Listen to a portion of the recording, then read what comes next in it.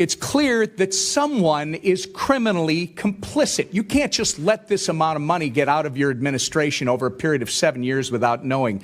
90% of the individuals charged or indicted with the $250 million Feeding Our Future COVID fraud are of Somali descent. I believe that to be correct. Are you aware that in a 2021 video, Mr. Ellison promised that he would obstruct his own agencies in their investigation of Somali fraud? I am very much aware of that. It's no wonder that criminals in the Somali community felt they were free to steal taxpayer dollars. Wait, did you just heard that? $9 billion disappears in Minnesota, and they want you to believe it's just a coincidence. We just watched Republicans drag this into the light, and it's ugly. Under Governor Tim Walz, fraud didn't just happen, it exploded. Housing funds, COVID funds, autism centers, feeding programs, drained. And where were the loudest Democrats? Where was Ilhan Omar? Where was Amy Klobuchar? Silent. It took Donald Trump forcing attention on it before the media even blinked. This is exactly why accountability matters, so stick around till the end and we will break down every point. If you're tired of corruption being excused, smash that like button, subscribe right now, and drop your take in the comments, because this fight is far from over. Let's get into it. Thank you, Chairman Comer, for holding this important hearing. As I said on Monday, good riddance to Governor Walz, but he cannot escape accountability for the estimated $9 billion in fraud. How did this happen? And where the hell has the Twin Cities media been? The Star Tribune is complicit. They have had this story for years, if you just heard, and they've refused to report anything on it. In fact, they continue to try and cover up. Our Minnesota Republican colleagues have demanded answers and accountability for years, but have seen nothing from Walz, his administration, our Democrat colleagues like Tina Smith, Amy Klobuchar, Ilhan Omar, and Angie Craig, or the worthless Star Tribune. Thank God for President Donald J. Trump for finally bringing attention to this issue.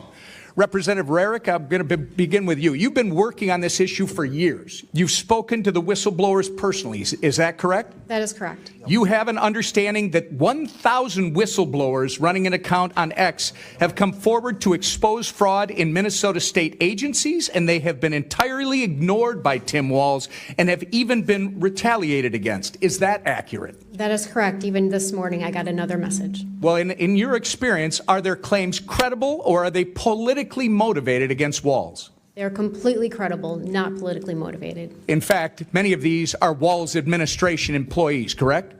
They are actually Democrats as well. Can you quickly give us one example of the retaliation these folks have been facing? Yes, I can.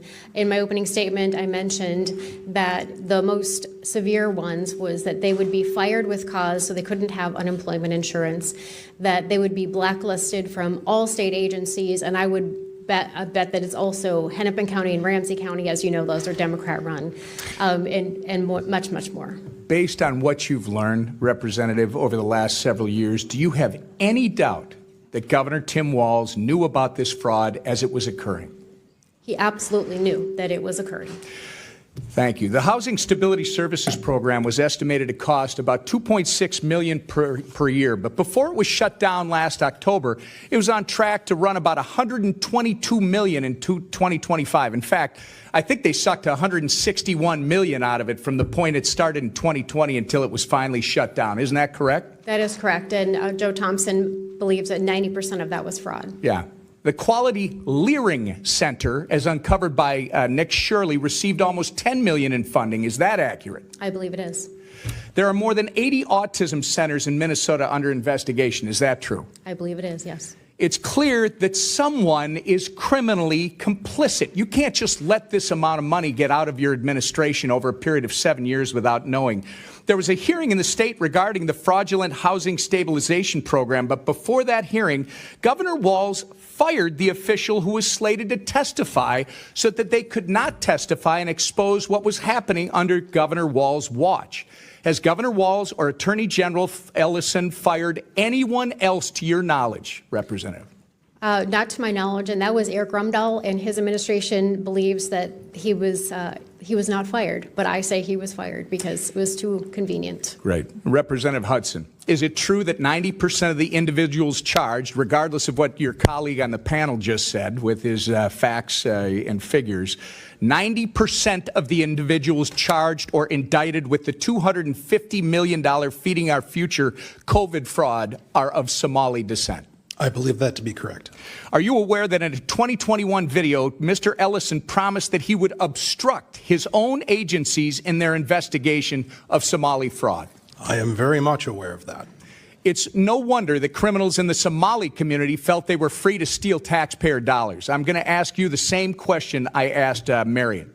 Do you have any doubt that Tim Walz knew about this fraud as it was occurring? None whatsoever. Walz and Ellison were protecting fraudsters instead of investigating them, and it was purposeful. And it's no coincidence that this is occurring largely in the Somali community.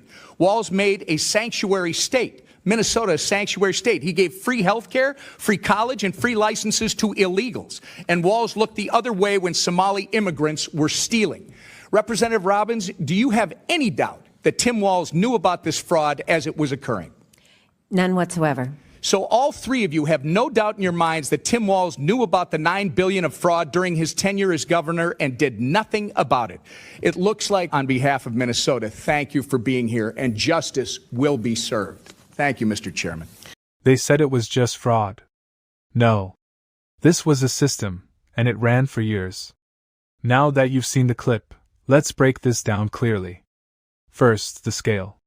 We're not talking about a paperwork mistake. Under Tim Walz, fraud across multiple programs allegedly exploded into the billions. The most infamous example? The massive Feeding Our Future scandal, roughly $250 million in COVID food funds ripped off. And that's just one program. Second, the Housing Stabilization Program. It's supposed to cost a few million a year. Instead, it ballooned past $100 million before being shut down. Investigators have suggested the vast majority of that spending may have been fraudulent. That's not mismanagement. That's oversight collapse. Third, whistleblowers. Over 1,000 insiders reportedly raised red flags. Not Republicans. Not activists. Many were Democrats inside the system. And what happened? Retaliation? Threats. Careers destroyed so they couldn't collect benefits. That's what you do when you don't want the truth exposed. Fourth, leadership. Multiple lawmakers said they have zero doubt Walz knew. Zero. You don't preside over years of runaway fraud without warning signs. Either he knew and allowed it, or he didn't know, which means he lost control of his own administration. And where was accountability? Where was Ilhan Omar? Where was Amy Klobuchar? Silent. Meanwhile, it took national pressure, including attention from Donald Trump, to force this into the spotlight. This is what happens when one-party control goes unchecked. The question isn't whether fraud happened. It did. The question is who protected it, and who's going to be held accountable. Drop your take in the comments. Because if $9 billion can disappear in one state, this isn't just Minnesota's problem. This is for the future of Americans.